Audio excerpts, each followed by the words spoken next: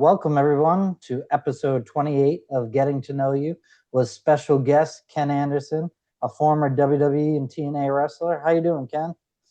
I'm awesome. Thank you. Thanks for having me. Thanks for being here. So you grew up in Wisconsin Rapids, Wisconsin? No, I was born in Wisconsin Rapids, Oh, okay. and for the first, I'd say, as far as I know, I can't remember, but like two to 3 years of my life, I lived in Adams Friendship, which was it's about 30 minutes away from the Wisconsin Rapids. But I grew up in a town called Two Rivers, Wisconsin. Yeah. How was that growing up there?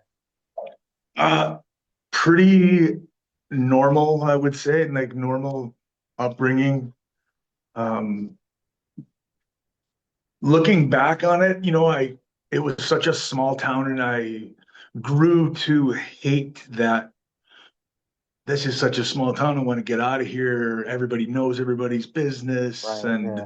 that kind of stuff. And so I moved away. I live in one of the biggest cities in the US now, and Minneapolis and St. Paul.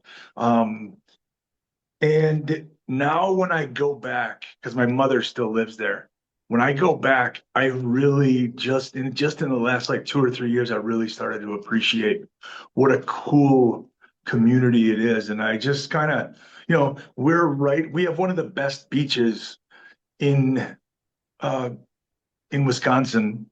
Um, One of the best beaches I've ever seen, period. Right on Lake Michigan, because Two Rivers just sticks right out into Lake Michigan.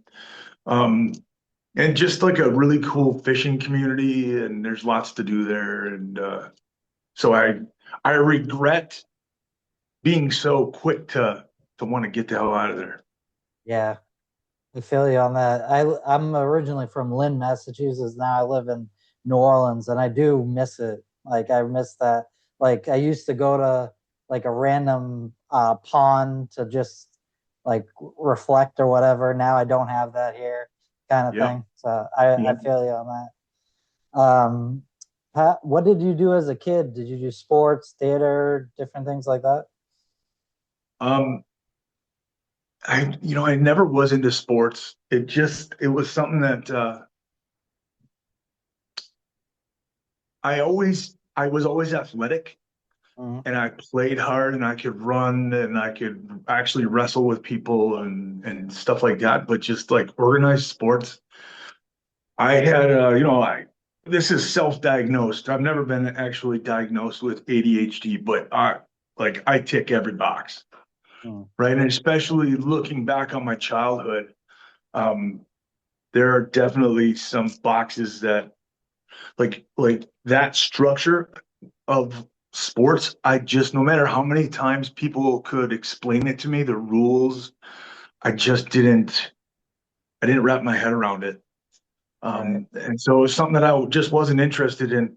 I played with GI Joes, and Nice. we played outside a lot. We would play in the woods and build forts and that kind of stuff. I once the 8-bit Nintendo dropped. That was it for me. I was a huge gamer, but and then I I was always interested in entertainment, though. Always wanted to get into acting. I definitely knew that I would do something in the entertainment business. I just had no idea that it would be wrestling. I didn't like wrestling growing up. Oh wow. Okay. Yeah. What was your go-to Nintendo game? My go-to Nintendo game, probably my favorite one of all time is Master Blaster. Oh, okay. Yeah. It was being that like my parents weren't poor, but we made do with what we could. And if my dad was always like, buy something that's nice, but then like you keep it and you take care of it. So I had a handful of games, and I wasn't the kid that just kept to, whatever new game came out, I could go get it. It was I had to, so I played that game over and over and over again. Read the same books over and over again, watched the same movies over and over again. Yep. Yeah, I remember that as a kid too. Like we would get like the new PlayStation would come out. Maybe we would get it like 10 years later. Like Yep. so Yep. it was those kind of things. So yeah. Were you a kid of the time of come home when the street lights come on? Yeah. Absolutely. Yeah. Um, and I remember too, my dad saying to me, if the street actually, it wasn't come home when the street lights go on, be home by the time the street lights come on. Oh, okay. So, and there was no, that changed day to day, right? Yep. So, um, I had to kind of figure out where I was. And my dad was the type of person that if he told me, I'm going to ground you for 2 weeks, if you're not home by the time those streetlights come on, he would ground me for 2 weeks. Yeah. You know, other kids, their parents would say something like that, and 2 days later they'd be out playing. Yep. My dad was like, no, you know, he stuck with it, and then he'd have chores for me to do for those 2 weeks. Nice. Yeah, I remember hating winter time because the street lights would come on at like 4 o'clock in the afternoon and you were like, what the hell? Yeah, yeah, exactly. But No, yeah. I was just thinking about this yesterday. My kids are 12 years old right now, and Mhm. I wouldn't just tell them like you guys can go do whatever you want, go out and play. Make sure you're home by 5 p.m. Like I can't imagine I had that when I was like 6 or 7 years old. Yep. Yeah, it's Like I so remember different now. my parents going to I was I want to say I was 6 and a half. There's a 7 year difference between my sister and I. My parents had to go to Lamaze class because my mom was pregnant, and you know they were going to do the classes because my sister was coming, and getting left home alone and being just Right. scared out of my mind. I remember for whatever reason that day, you know, I watched TV, and there was a black and white Dracula. I don't remember which version of it was on, but you know, of course, I was very, very scared for the rest of Yeah, the time till my parents came home. you bet. Yeah. Oh, but I was gonna say like we would just go all day. We would just be out, and we would go to like different people's houses, and I remember going into like strangers' homes and things like that. You know, invited, of course, but the crazy stuff that we did and the fact that I'm still alive is amazing. Yeah, it's kind of it's wild how different it is now. I remember having like neighborhood wide water balloon fights. Now you barely like talk to your neighbor, unfortunately. Yeah, yeah. But It's yeah, just a yeah, it's a hi, hey, if but that. it's the time of, that we live in, I guess. Mhm. Um, so what was your first job growing up? My first job, well, actually, my first job was was mowing lawns. Um, you know, I and from the time I was like 11 or 12, I really, really couldn't wait to get into the workforce. I really wanted a Oh, job. And my parents kept saying, like, don't, no, no, no, that's not like enjoy it while you don't have to enjoy yeah, this. But I just so desperately wanted a job and I wanted to make some money for myself. And so I got a job mowing lawns. There was a huge, like, I remember the pillars in front of the house, you know, one of those mhm. huge homes that had a lawn that took me like 4 hours to mow it. And I Wow, would go there once a week. And then I started doing like I did my neighbor's lawn and then another neighbor and I I mowed in the summertime. I would mow like 5 or 6 different lawns on a weekly basis. good as a 12-year-old. Wow. Mhm. But then my first like regular job, like on the books, getting taxed, was I was a dishwasher at a supper club that was right in Okay. Two Rivers. It was a nice, you know, a date night restaurant, Hmm. washing dishes. And it's funny because you know how in high school everything is super important and every party you go to every party you might miss is going to be like the end of the world if you don't make it there. My friend's sister was graduating from high school and she was having a graduation party at her house. And I really, really wanted to go to it. And I asked my boss if I could have off. And he told me no. So on the day, I just called in sick.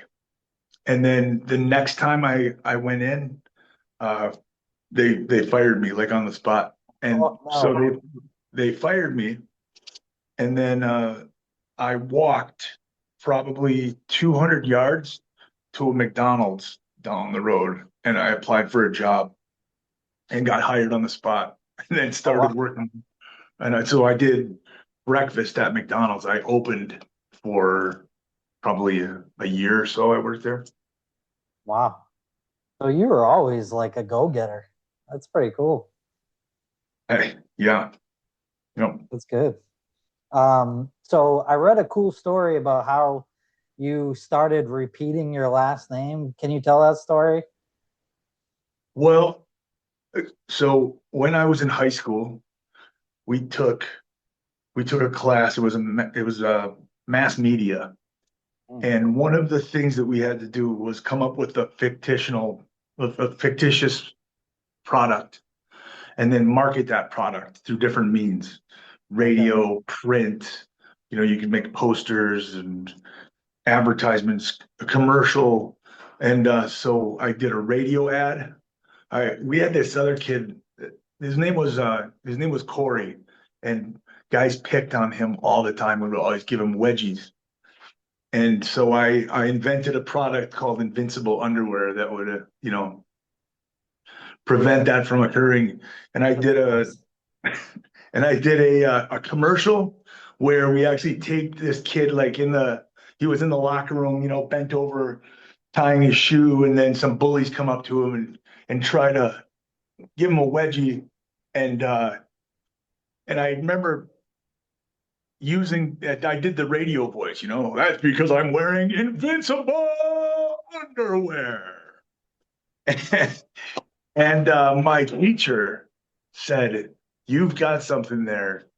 You should announce basketball games." And so she went to the assistant principal, who was also the disciplinarian I knew very, very well. His name was Mr. Wood. Went to him and said, because he was the athletic director. And so I started announcing basketball games for the girls. And then that moved on to I did the girls, the boys. That was my sophomore year in high school, and I ended up doing that all the way until the time I graduated. And somewhere along the way, somebody said, "Hey, you should start because you do I was trying to be Michael Buffer, I guess. That was sort Okay, of yeah. and you know, I didn't know better at the time, but I would do his whole shtick sometimes, Yeah. right? And somebody said, like, you should say the last name twice, kind of like they did in old boxing.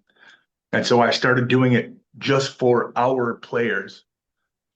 And I used to get, you know, not only like students, but teachers and parents from the other side, from the opposing team, come over and like pat me on the back and say, like, good job.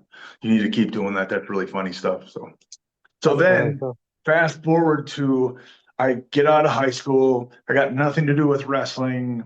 I didn't even like wrestling at the time.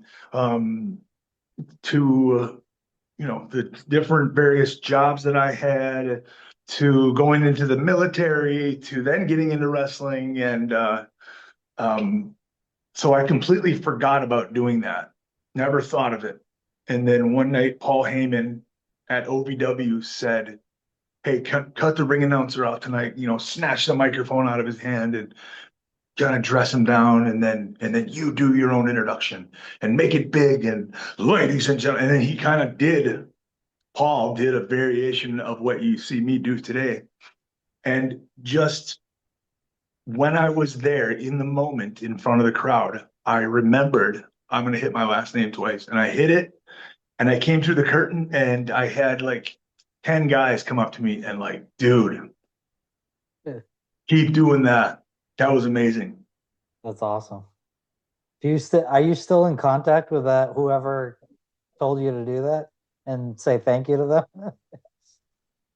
You mean the The person like who original initially, person? Yeah. I don't even remember who it was. Oh, okay. That's I have really no cool. idea. It could have been the teacher that you know what's something cool.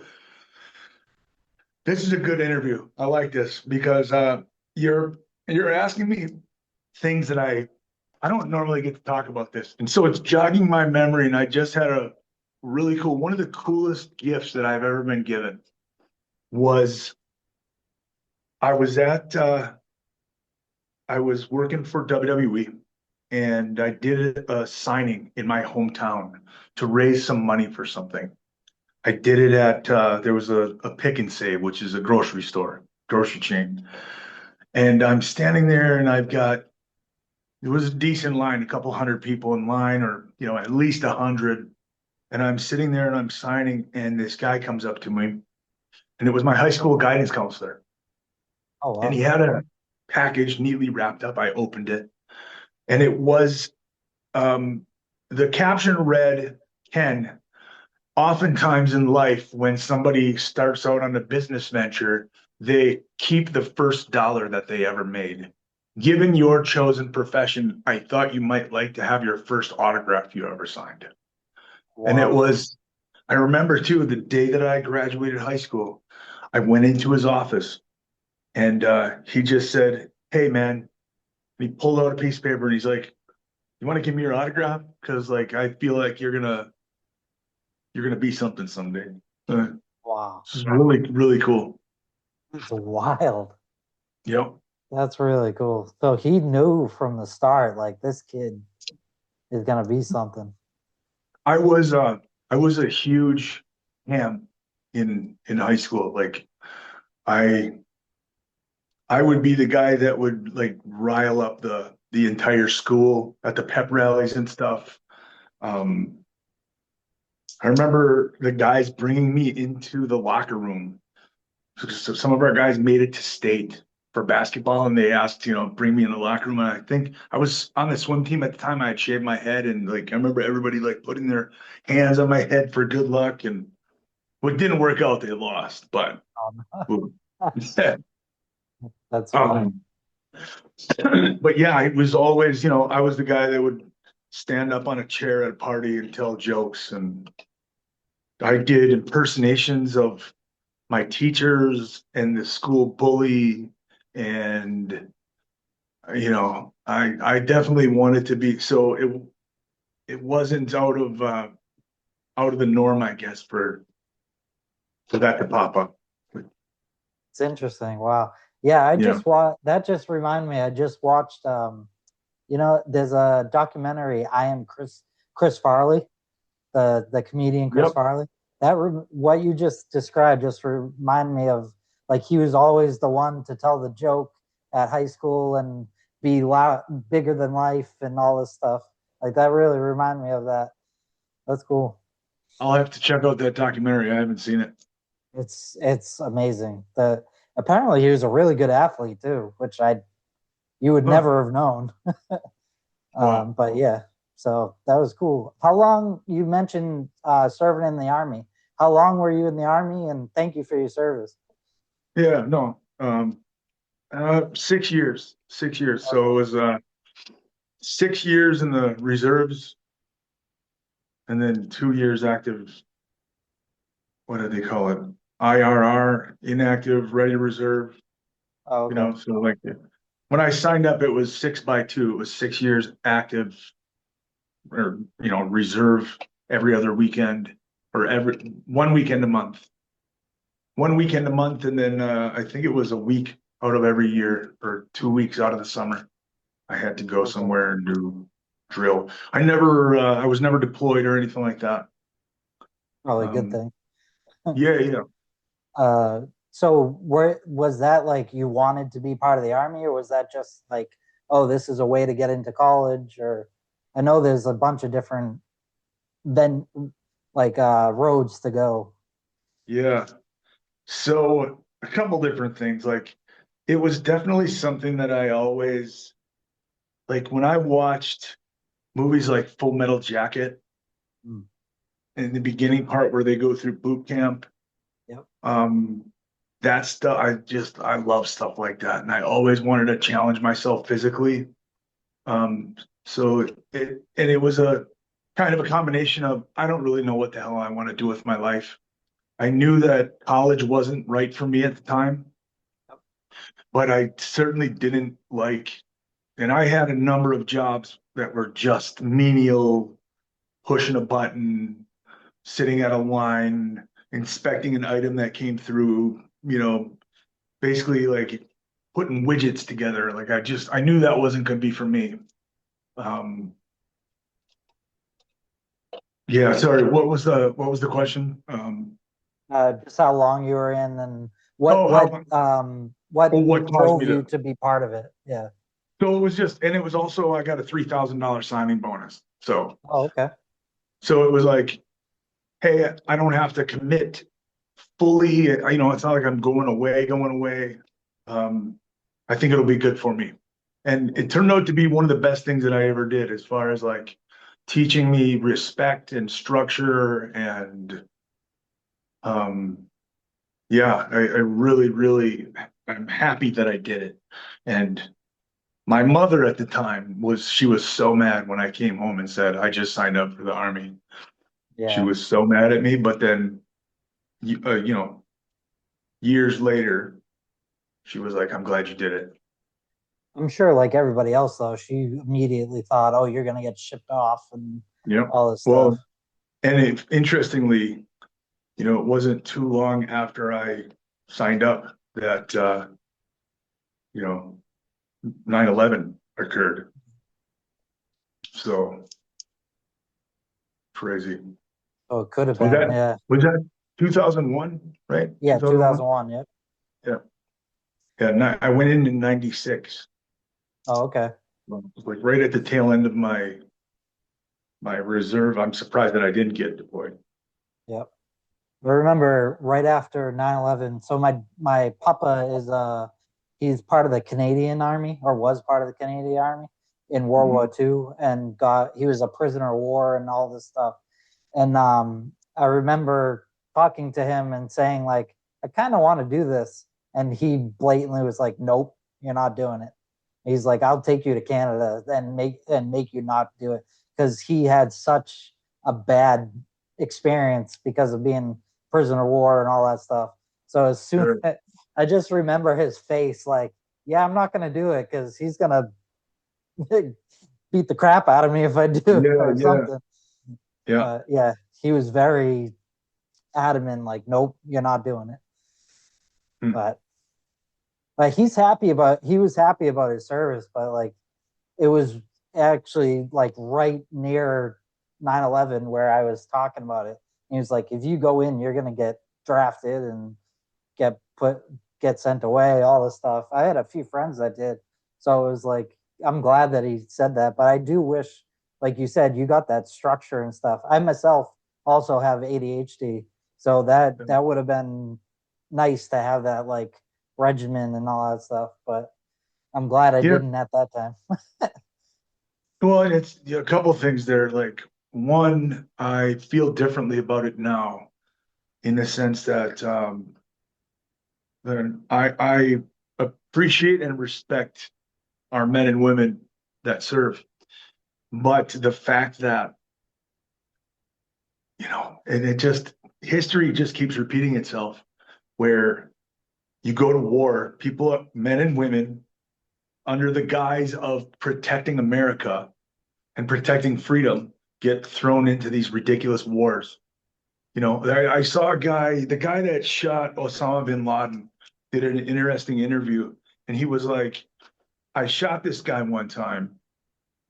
I hope I don't butcher this, and I don't, just paraphrasing here.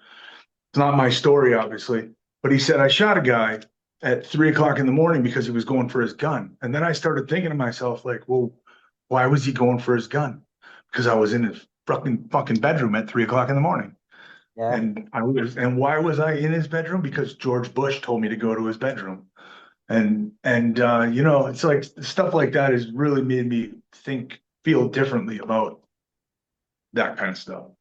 But on the ADHD thing, when I was a kid, I don't know when ADHD started to become like a recognized diagnosis, Right. but I was always in trouble as a kid for talking and for like goofing off.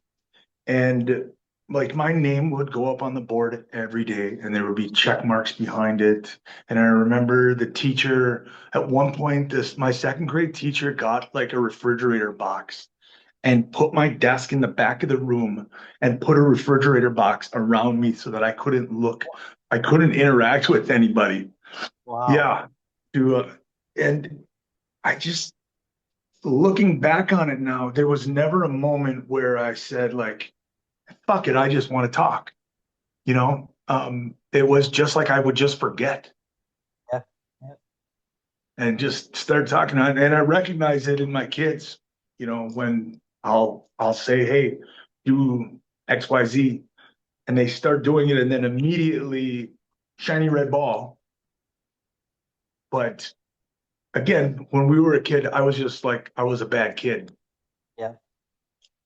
Yeah. I remember that always being called the bad kid, not there's something up with him that needs to be Yep. helped out.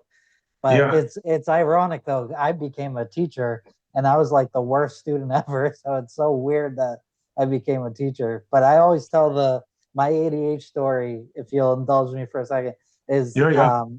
I Buffalo Wild Wings, how they have Yep. all the TVs and everything all around. I remember Yep. bringing this date. I brought a date to Buffalo Wild Wings, and I could not listen to a word she was saying because there was so much shiny things and TVs and Uh-huh. conversations going on. And it was like, I feel so bad for this woman. Like, I'm so sorry. Needless to say, it didn't work out, but That's funny. but I can just it's imagine that, just a nightmare scenario, right? Like trying to, when I'm teaching class and I I'll be instructing in the middle of the ring and like I need absolute silence in the yep. room and I'll have two guys will get in the ring, they'll do the drill and then they'll roll out and then they'll go off and quietly, but I can still hear them talking. Mhm. They're talking to each other about something. I'll be like, guys, because I just can't. It it ruins I can't think if there's more than one thing going on. Yeah, that's me reading a book. If there's anything, any music, or I know people like to listen to like classical music, reading books or whatever. I can't. I have to. It's solely on Silent. that. Yeah, that's funny. Yeah. So you said you didn't always watch wrestling growing up. So how did you originally get into it? So I had this friend. His name was Scott Bowman, and he he was the guy that introduced me to the gym, working out, bodybuilding a little bit, and he would always wear wrestling shirts, and I would just be like, what's wrong with you, man? Like, why do you watch that crap? And he would laugh it off, and he tried to explain it to me, and I just wasn't having it. And then one night I don't know, I had gone over to his house for something just to hang out, and he was like, "We're watching wrestling tonight. Come on." And then I was like, "No, we're not." And he was like, "Yes, we're fucking watching wrestling. Come here." And he goes, there's one guy I want you to see. There's one guy who's killing it right now. He's the best character. Like you got to see him. And so we're watching, and I'm not really paying attention. We're chit chatting, but it's on in the background. And then I hear the glass break, and he's like, "Here, this guy right here." And uh, Steve Austin drove to the ring in a pickup truck and yelling at the camera guy, and just the way he carried himself, the way he stepped through those ropes, and address the crowd. And I don't think he was doing the middle fingers at the time. He was literally just doing just as straight up, it was pre-bird. And I just like, okay, that guy's kind of cool. I'll watch. I'll pay attention. You've piqued my curiosity, you know? And then my roommates at the time, they loved wrestling and they would watch it. And I'd say, like, when that Steve Austin guy comes on, call me, I'll come down and watch it.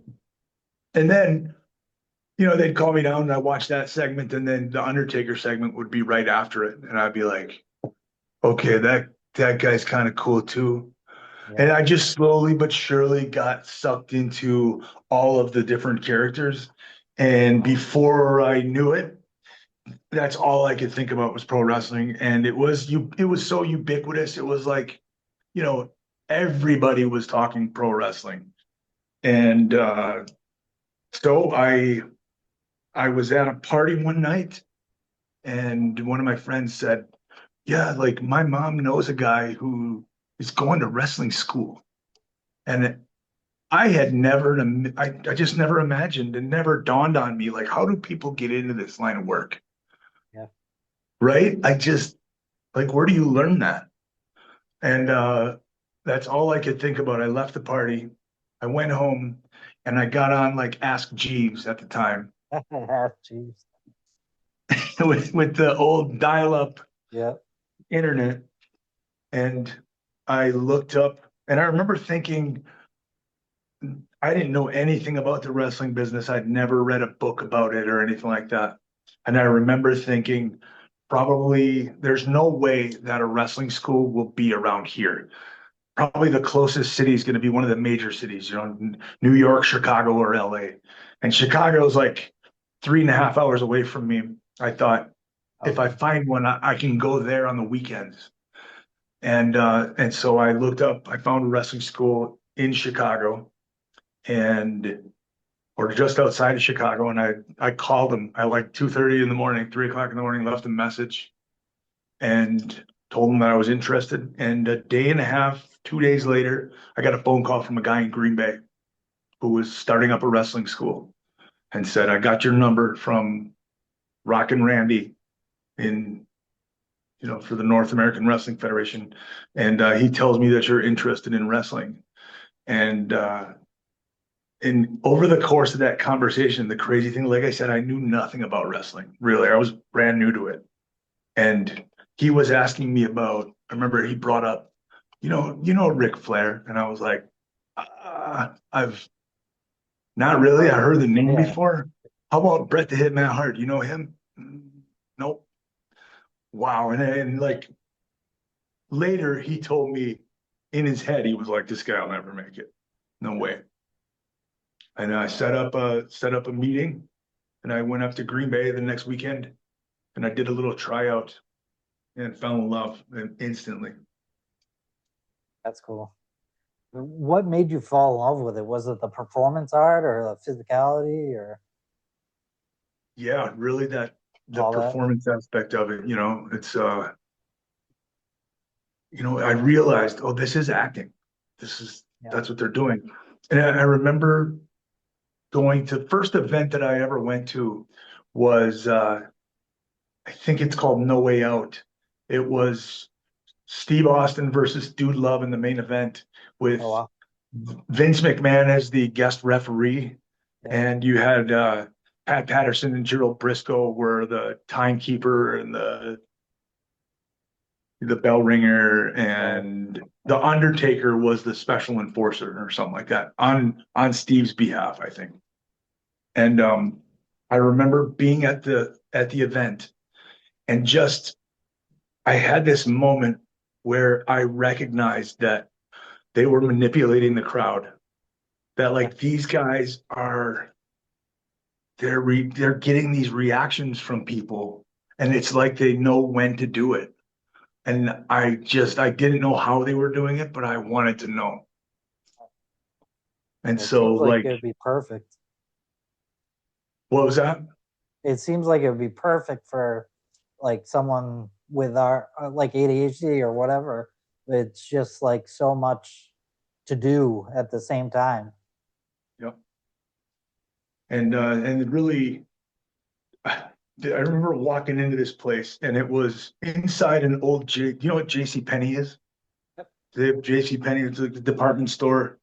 It was an old J.C. Penney building, and it was just like in the back corner. They had rented out a space, and they had this 16-foot ring, 16 by 16, and it was a low rider, so it only sat like a foot and a half off the ground, Oh and wow. the ropes were kind of saggy.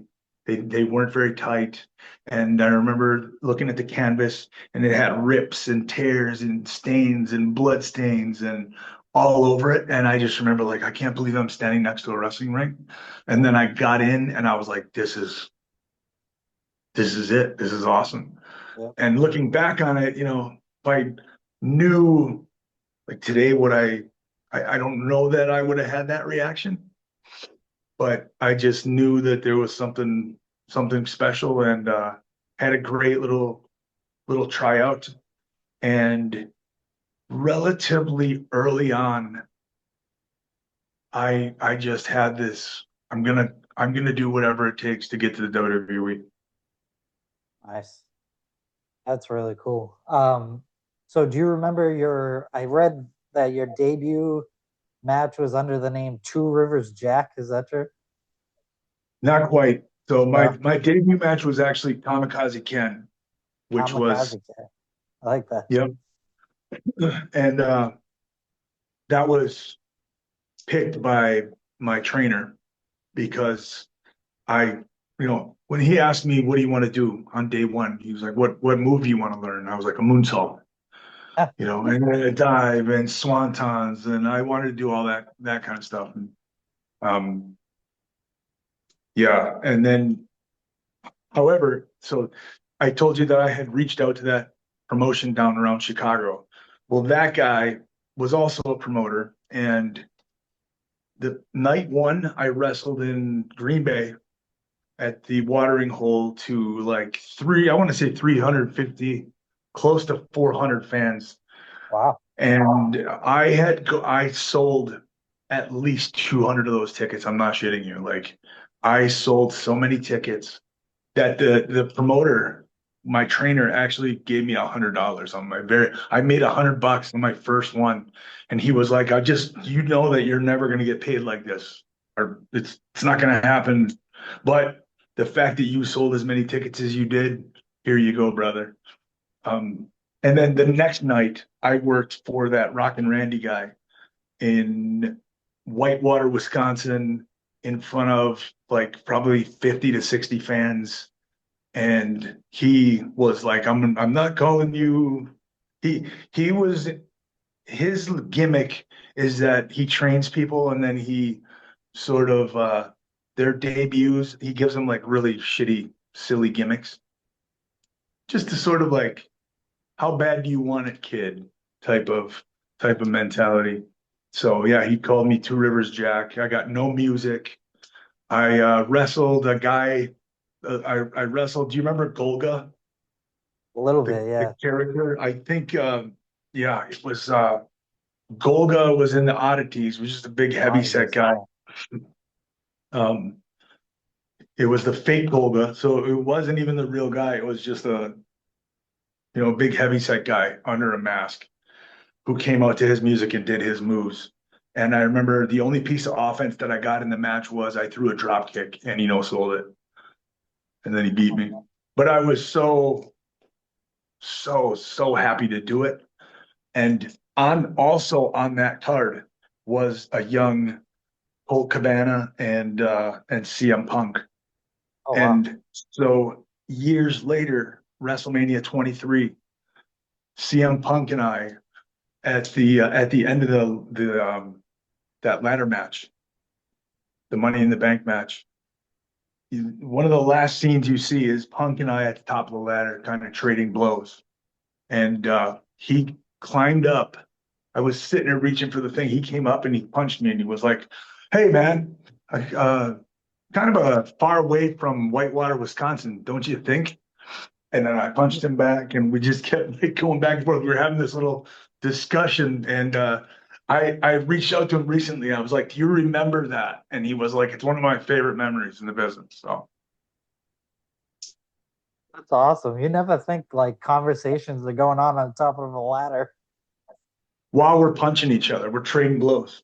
Hey, you remember that one time when we wrestled in front of 65 people? Yeah. That's so funny. Can you believe we're That's doing this right now? so you how did you get signed by WWE and went into OVW like developmental? How did that all work? So it was, you know, my first year in the business. Uh, I think, I think it was about 9 months in. I got the address and phone number for the WWF, and it was 1241 East Main Street, Stamford, Connecticut. And I Still remember, remember it? Wow. yep, because I sent a lot of tapes to them, Oh, okay. and I I sent a tape early on. I was only not, like I said, 9 or 10 months in. I remember one of the promoters. I bounced it off him. I said, "I think I'm going to send a tape," and he was like, "Don't do it. You're way too green." And once they see that, that's going to be their opinion of you. And I just remember thinking like, I disagree with you. I think that they might see that and they might think I'm the shits. But 6 months from now, when I send them another tape, they're going to see improvement. And then another 6 months, they're going to see improvement. And I'm gonna prove that wrong. And I sent the tape, and I want to say a week later, it was crazy. The turnaround was not that long. I get a phone call from an unrecognized number. I answered it, and it was Kevin Kelly from the WWF at the time, saying, "Hey, I got your tape. I liked it. I want to use you as an extra. Come to the tapings in Chicago and Milwaukee." And so that was my first booking. And I just went and basically hung out and ate catering. I didn't actually wrestle that night, but it opened the door. And then a few months later, I know I always paid attention to their website and saw where they were headed to, and anytime they would be in the vicinity.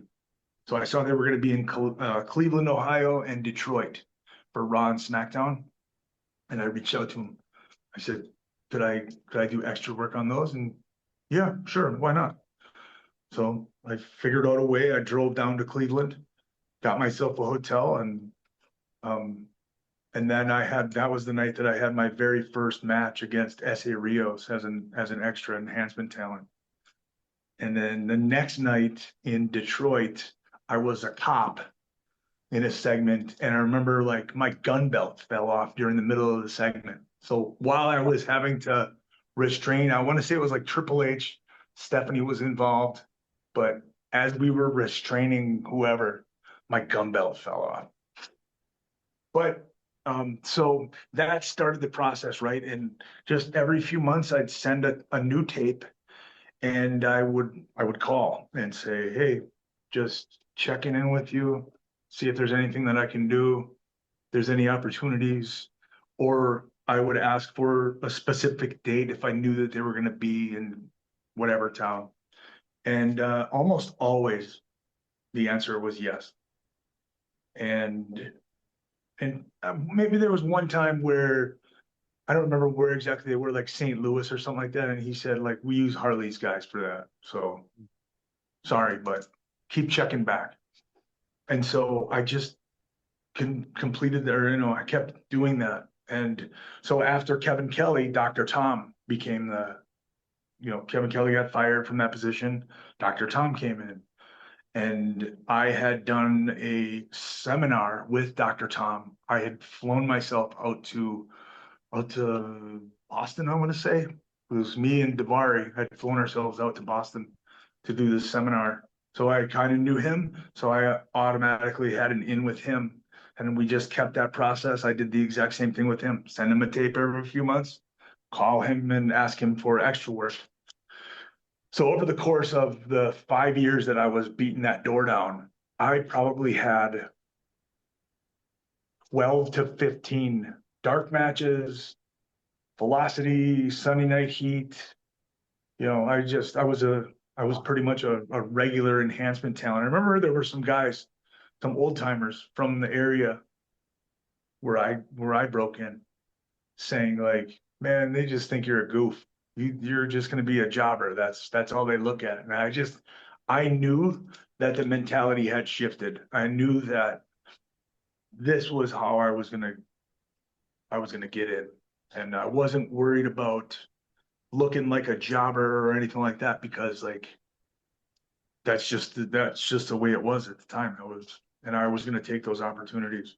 And so finally, eventually, after, you know, making a good impression with Arn Anderson, and then one of the times I met Paul Heyman, and Paul really took a liking to me, um, and Tommy Dreamer and all of these things.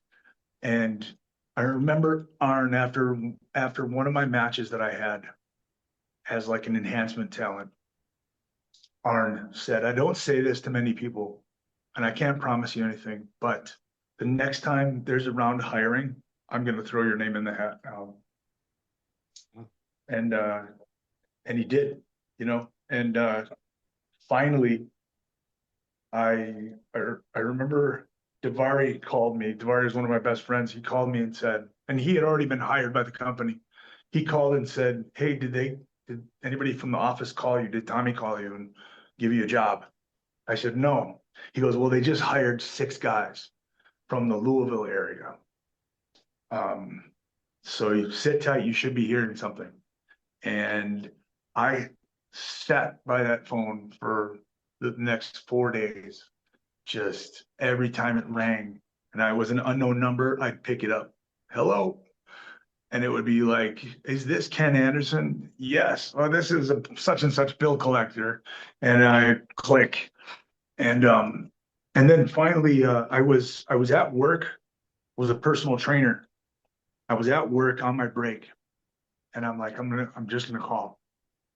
And I called Dreamer, and immediately when he answered, I knew that there was something different about his tone of voice and the way he was speaking to me. Because when I would call him, I'd go like my classic, I'd say, hey, Tommy, this is Ken Anderson from Green Bay. And he would go, hello, Ken Anderson from Green Bay. What can I do for you? And it would just be like, that's just the way Tommy is. At the time, I thought he fucking hates me, but it was just that's just the way Tommy is. But he was busy and didn't really have time to talk to me, but he was going to talk to me for a little bit anyways, and let me down gently. And he just said, hang on a second. And I could hear him rustling some papers around, and he goes, I've been trying to call you, but your number is disconnected. And I'm standing there on my cell phone going, no, no, it's not. And he was like, well, he goes, is your number blah, blah, blah, blah, blah, blah? And I said, no.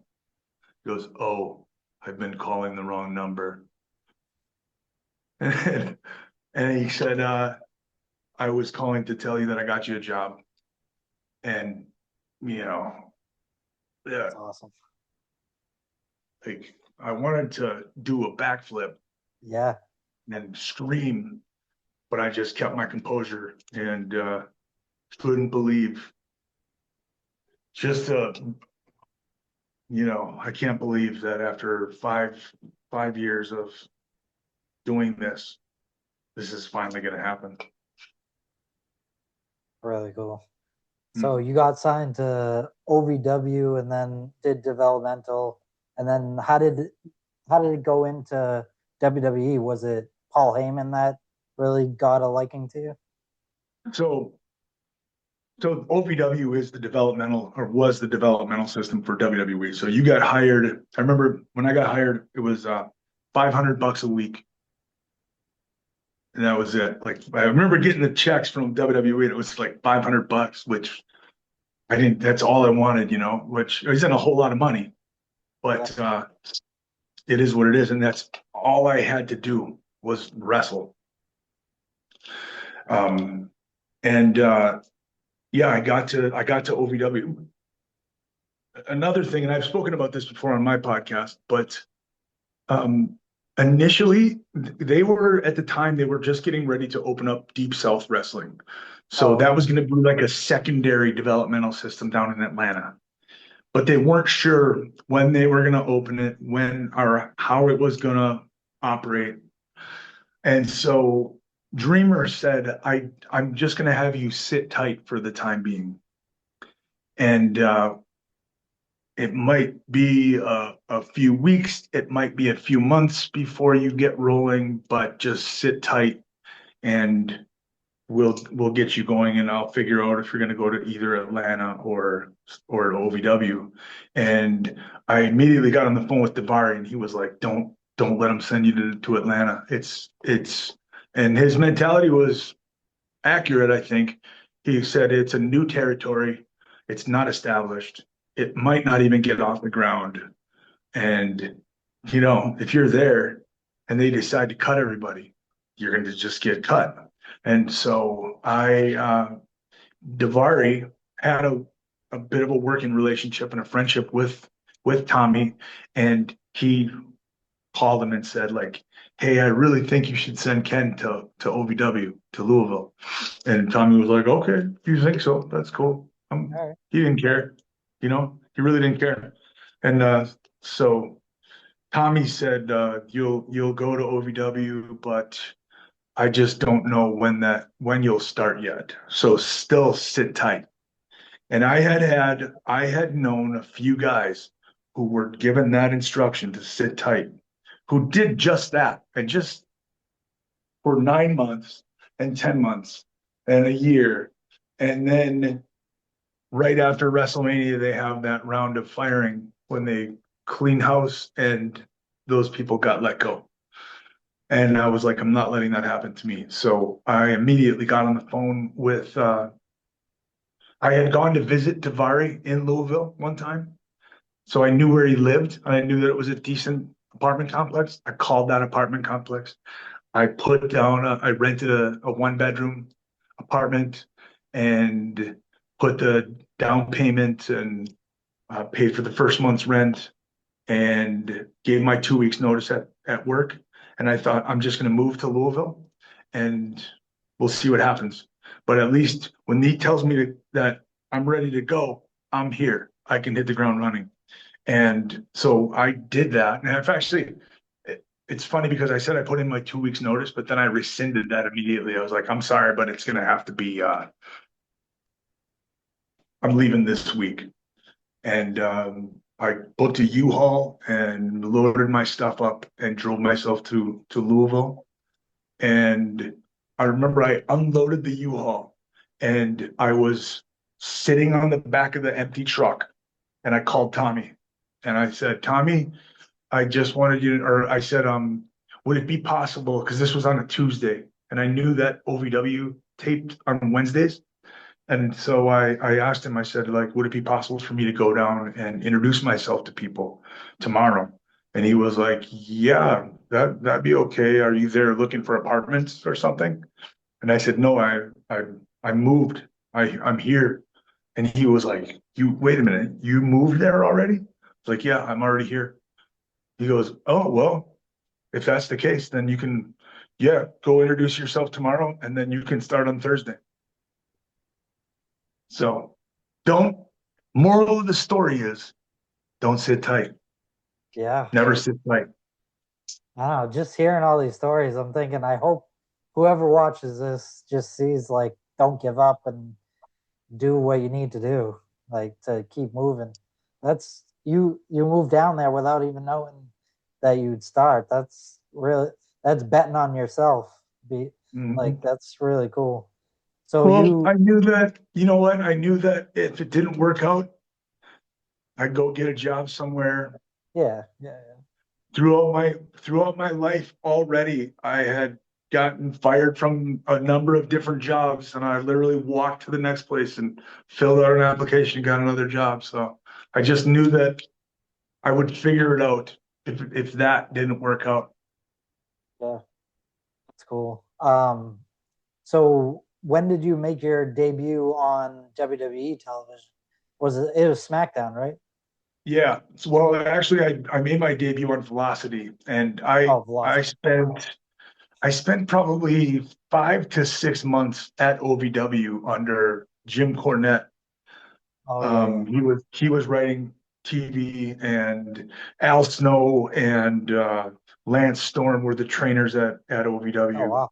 And they would sort of switch off. I remember like Lance still lived in Canada, so he would go home for a week or two, and then Al would come down for a week, and then they just kept switching like that.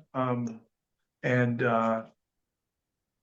anyways, Cornette had the pencil, but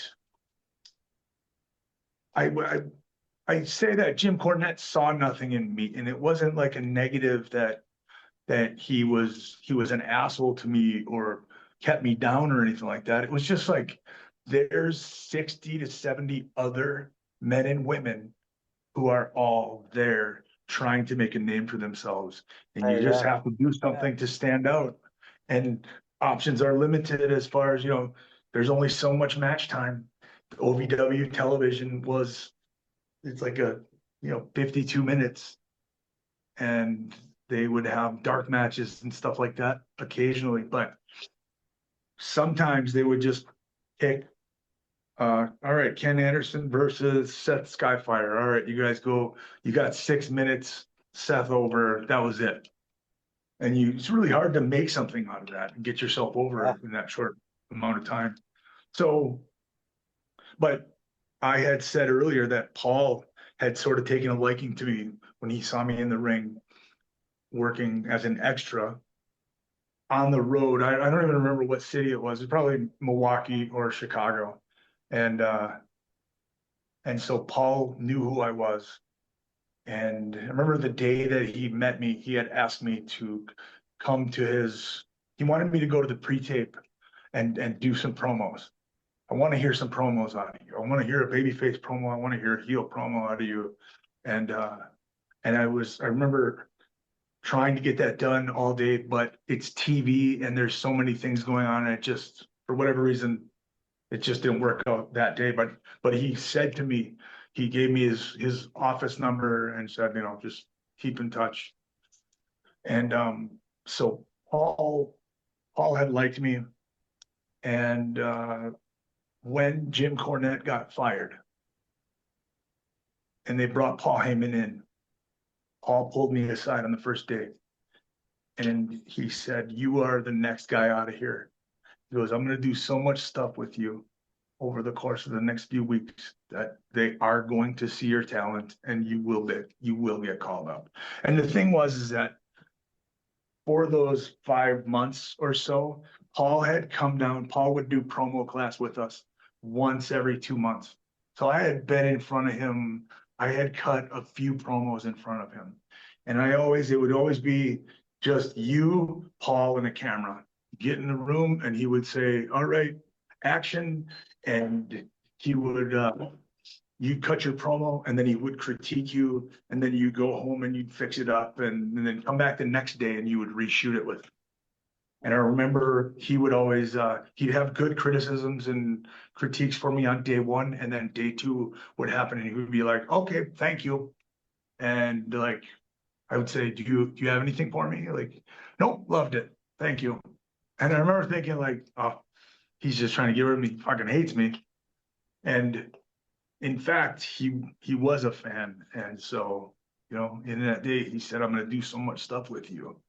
And that night, the very first night that Paul Heyman had the pencil for OVW, like I said, OVW was like 52 minutes, right? It's a 52-minute program with commercials. I probably had 25 to 30 minutes Wow. I had a backstage segment at the beginning of the night. And then I had another promo at some point. I had a lengthy match and there was all kinds of, he was definitely positioning me as like, we're gonna make you a player right away. And 5 weeks later, I got the call from Tommy saying they want to look at you. They want you to come up to TV this week. They want you to do your Oh, gimmick. wow. They want you to do your announcer gimmick. And so I went up and my first match there that night, it was supposed to be just an enhancement match. It was going to be me versus Funaki. Funaki hits me with the super kick. 1, 2, 3. but they still wanted me to get my stuff in, they wanted me to do the thing. And right before I was in the gorilla position doing push-ups, and Vince walked by me. And Vince, if anybody knows, like Vince never comes and watches the enhancement matches and stuff like that.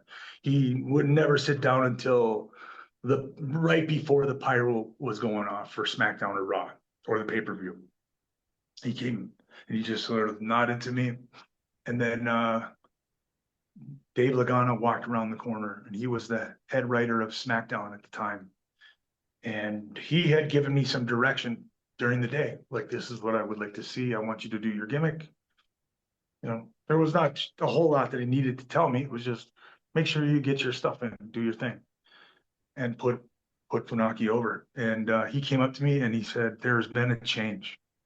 And I immediately thought, all right, my match got cut. Because that's happened before, where I would get, I'd be on that paper as an extra. And for whatever reason, time constraints, it just, we got to cut this match. Better luck next time, kid, And so I was just kind of like, okay, that happened. That's all right.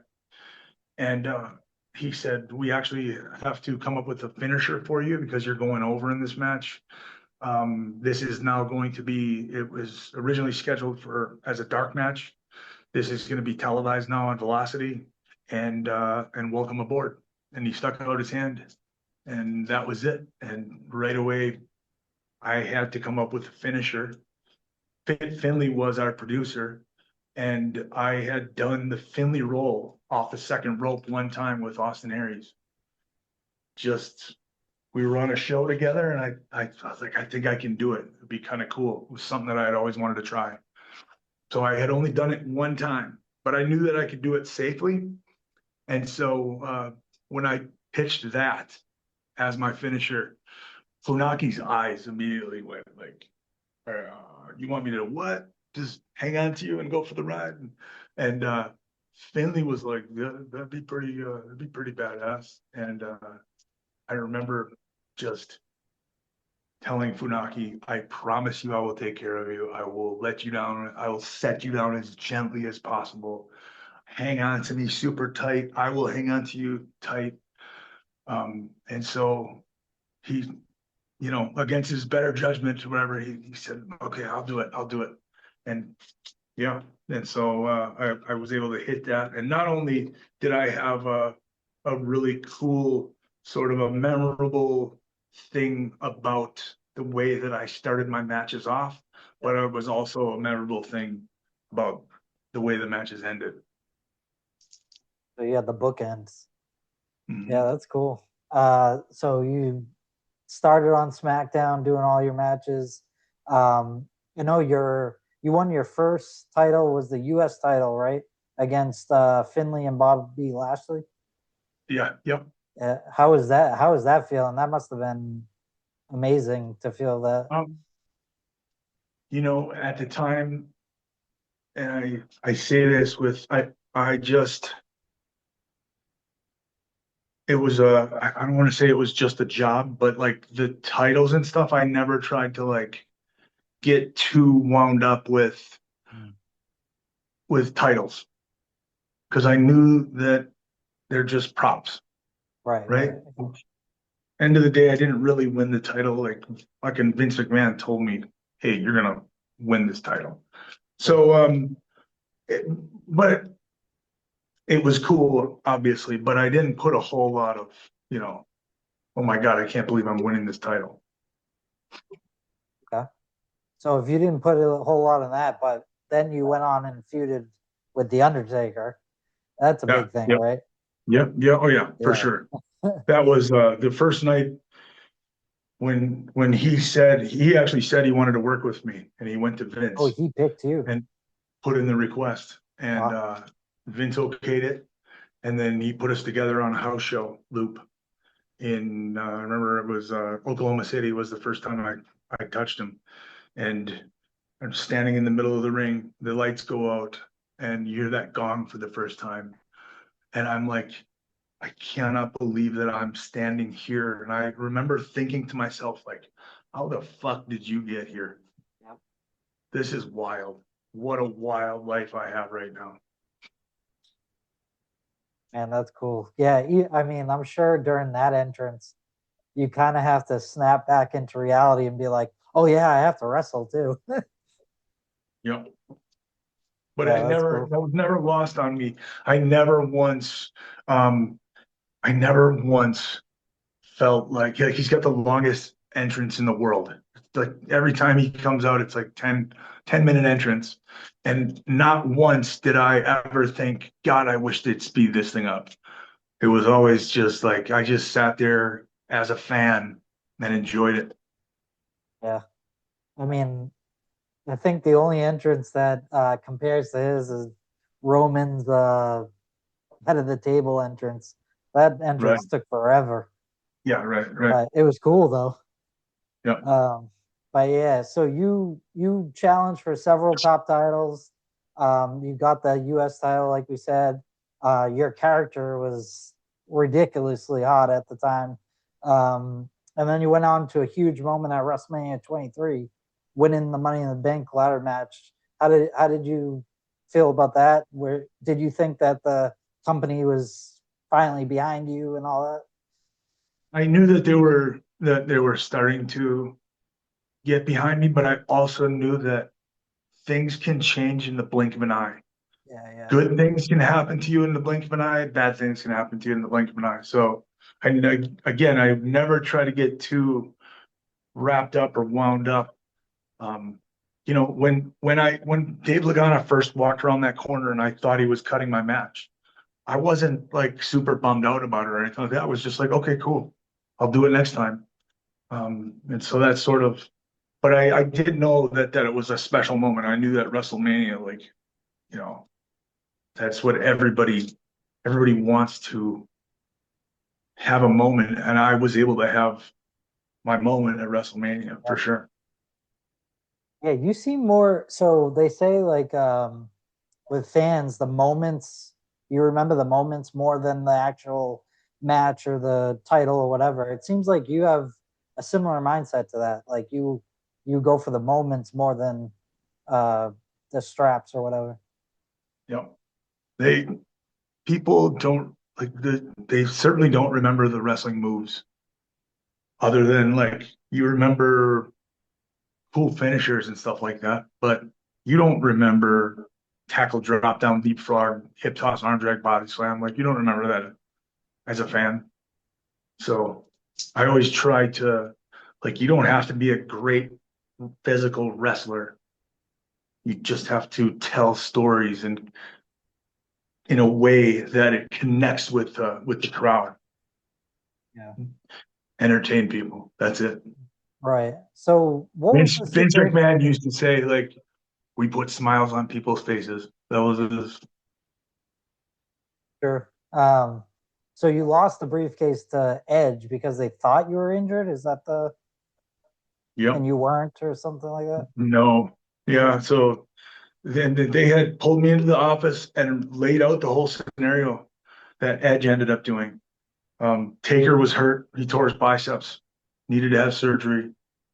Vince pulled me into the office and said, um, "This is what's happening next week." This was at a SmackDown that after SmackDown had completed. Next week we're gonna do this. We're gonna have you come out and cash in your briefcase, and we're gonna put the title on you, um, and then you and Batista will go into a feud. And I remember him he said Batista's our guy right now. So based on how he's doing, if his popularity starts to dip a little bit, we're going to put the title back on him.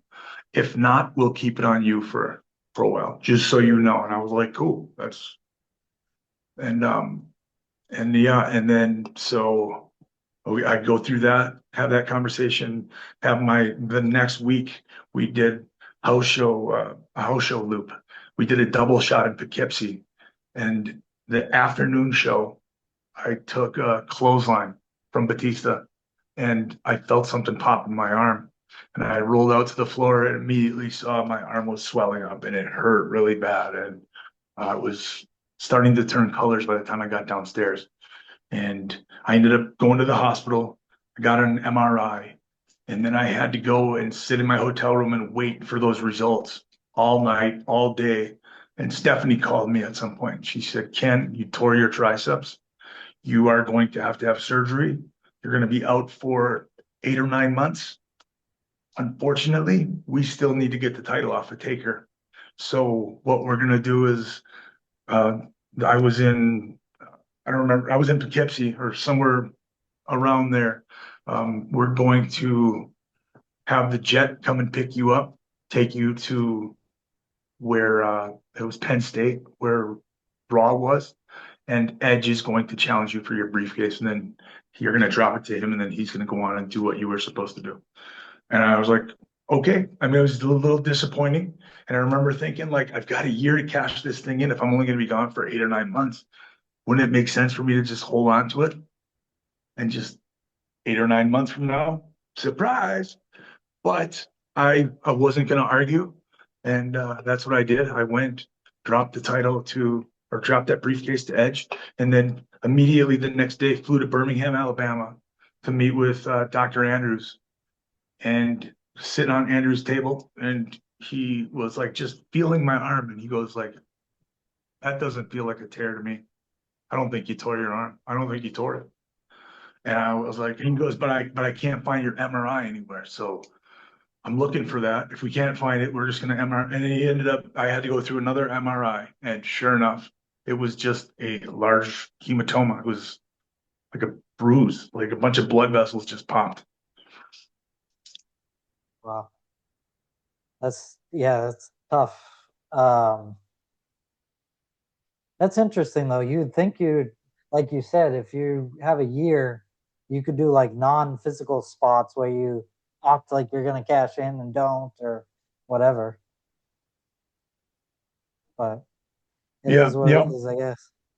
yep. What do you think, looking back on your time in WWE, what do you think your best moment or feud or match in WWE was? Um, I think most like the stuff that's really special to me, dear to me, is the stuff with Taker. The Okay. way that he took me under his wing, the way that, like I said, he went to Vince in the first place and said, I want to work with this kid, and helped me and taught me a ton. And that was like really special to me. Also, I had some matches though that were really like, one of my favorite matches was a match that I had against Matt Hardy. Oh yeah. Um, and Matt, when they used to have DVDs, actually included it as one of his like top 10 favorite matches. It was a match that it was just a SmackDown match. It was like a 3 segment that we had. That I also had uh, the best person I've ever been in the ring with, hands down, is Shawn Michaels, in my opinion. Okay. And I was able to have a good little program with him. And one of my favorite matches is me versus Shawn Armageddon 2007 or 8. That's cool. Yeah, that you've had some really cool moments in WWE, and then you get released and get moved on. You get signed to TNA in 2010. Did you have you been watching TNA or know anything about it before you got signed? I did. Yep. Okay. I I did, but not religiously or anything like that. Yeah. I've never been a guy that just can't, I like watches wrestling, wrestling, wrestling. At the time, being that it was my job and I was on the road as much as I was, I tended to, when I wasn't at work, I didn't want to think about work. Right. Yeah. Well, I But I just would, asked because I know a lot of wrestlers say, "Oh, we don't watch the competition or whatever," and then you find out later they watch it all the time. oh yeah.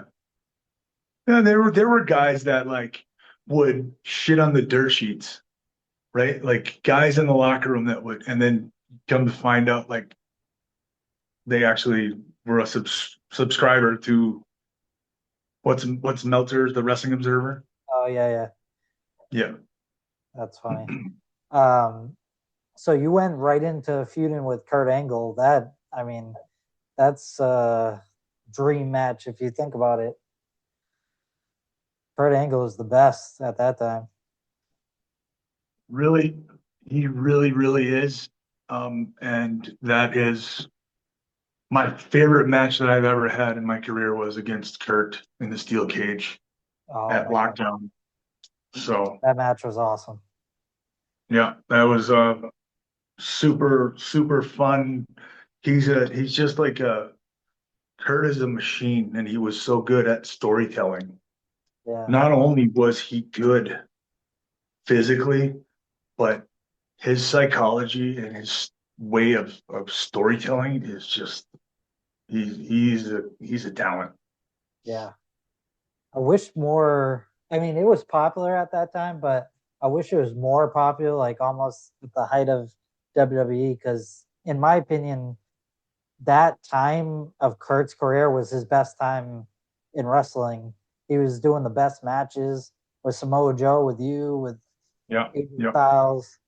Like, yeah. I wish more people knew about it. But and then you went on to win the world heavyweight title against Jeff Hardy, who's my favorite wrestler of all time.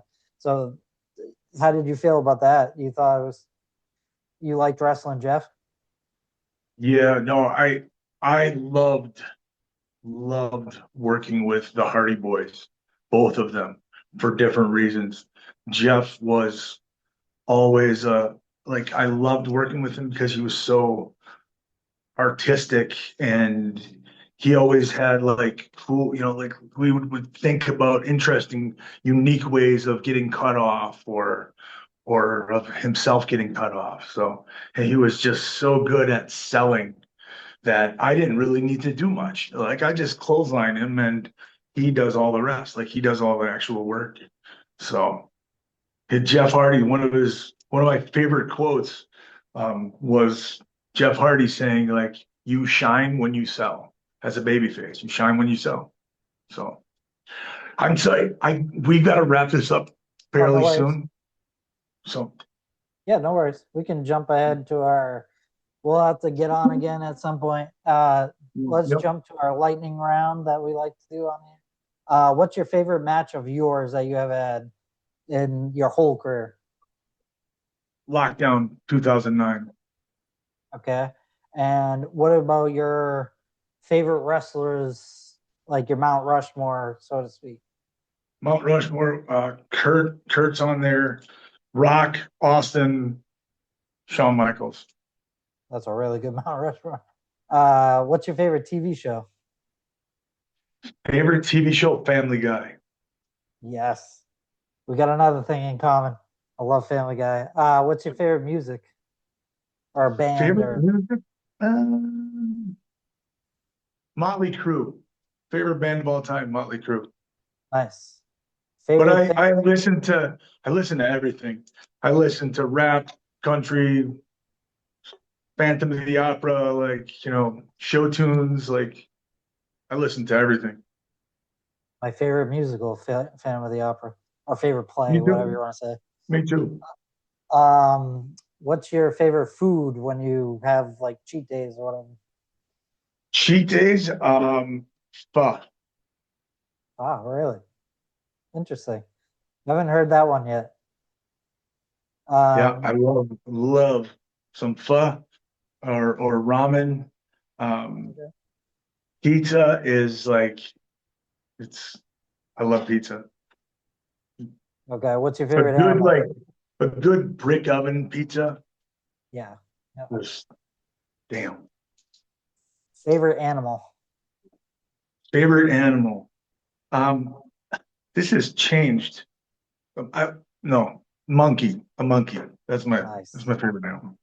That's cool. I've gotten some I was interesting. gonna say I used to be a dog person, Mhm. and I never thought in a million years that I would have cats. And my wife worked at a domestic violence shelter, and Oh, wow. one of the ladies there had a litter of cats, and she grabbed the kitten, and my kids and I had gone to pick her up from work one day, and she was like, "It's just for the weekend. Eh, we'll just," and I just looked at her like I all right. already was like, I kind of love that cat already, and I knew that that wasn't going to happen. So, but I just say like, cats are the bomb. They're so Yeah. awesome.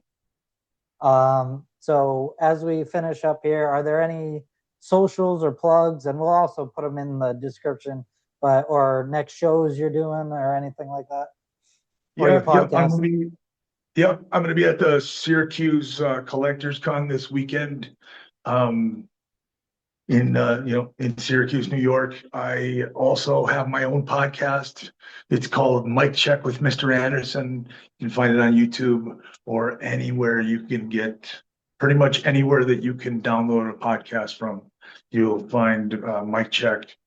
Also, I'm on social media, Instagram, Facebook. I really don't use Twitter anymore.